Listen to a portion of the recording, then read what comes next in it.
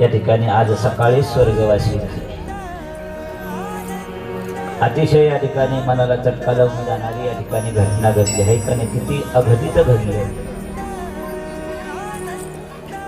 त्यांना या ठिकाणी मी व्यासपीठावरून भावपूर्ण श्रद्धांजली समर्पित करतो। आज या ठिकाणी दादांना,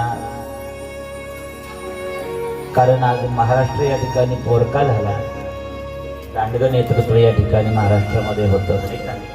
मरण कोणालाही चुकत नाही, कधी येणार याची काही शाश्वती नाही। मोटरसायकलीचे ऍक्सिडेंट होतात म्हणून मोठ्या गाड्या घातल्या, मोठ्या गाड्यामध्ये ऍक्सिडेंट व्हायला लागले, फॉर्च्युनर घेतली। आता तरी सुद्धा मरण सोडत नाही ना,